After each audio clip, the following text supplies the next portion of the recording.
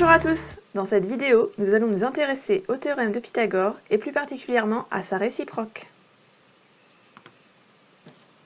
Donc, lorsque l'on récite le théorème de Pythagore, nous devons réciter une égalité. L'hypoténuse au carré est égale à la somme des deux autres côtés mis au carré. Mais là, dans le cadre de la réciproque, nous allons fonctionner à l'envers. C'est-à-dire que nous devons vérifier si cette égalité est vraie. Donc, nous allons déjà repérer le plus grand des trois côtés. Nous voyons que le plus grand des trois côtés est TR. Nous ne pouvons pas l'appeler l'hypoténuse puisque pour l'instant, nous ne savons pas si le triangle est rectangle. C'est là l'objectif de la réciproque, montrer que le triangle est rectangle. Donc, pour l'instant, nous allons faire des calculs et à la fin, nous allons conclure par des phrases. On remarque bien que c'est un procédé inverse de celui du théorème. Donc, les calculs en question vont ressembler à ceux du théorème. Donc, je reprends. Le plus grand côté est TR. Nous allons l'isoler et chercher TR au carré. Ce qui revient à chercher 6,5 au carré. Donc, à l'aide de ma calculatrice, je fais 6,5 au carré et j'obtiens 42,25. D'autre part, je vais faire la somme des deux autres côtés mis au carré. Donc TS au carré plus SR au carré. Donc j'obtiens 5,6 au carré plus 3,3 au carré. À l'aide de ma calculatrice, je fais ce calcul et j'obtiens également 42,25. Je ne pouvais pas le savoir à l'avance. Maintenant que je le sais, je peux dire donc TR au carré égale TS au carré plus SR au carré.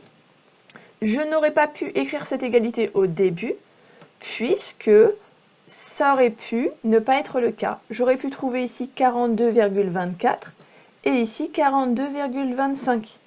Donc, avant de se lancer dans l'égalité, il faut vérifier ligne par ligne le résultat de chaque calcul. Une fois qu'on a retrouvé notre égalité, c'est donc que le triangle est rectangle.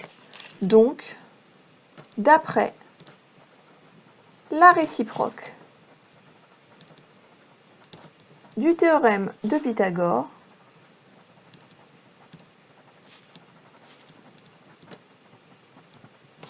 le triangle TSR est rectangle et on peut savoir qu'il est rectangle en S puisque le plus grand côté est TR.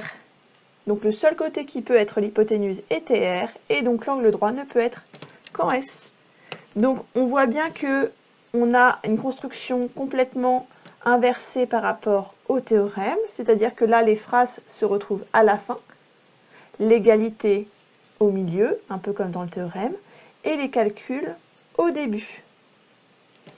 En suivant mon exemple, mettez la vidéo sur pause et essayez de chercher à savoir si le triangle IKJ est rectangle en utilisant la réciproque du théorème de Pythagore. Maintenant, la correction. Donc, dans ce triangle, on a trois côtés. On repère le plus grand qui est IK. On va chercher IK au carré à la calculatrice en tapant 9,7 au carré, 94,09.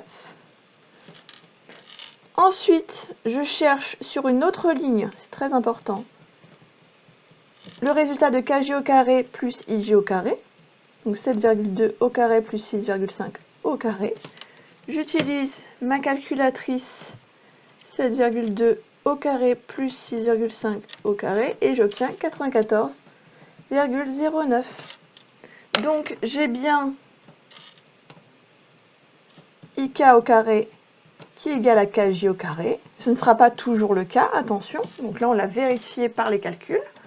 Mais puisque c'est le cas, je peux dire que d'après la réciproque du théorème de Pythagore, et non pas la réciproque de Pythagore, on met bien tous les mots, le triangle IKJ est rectangle et on sait même qu'il va être rectangle en J.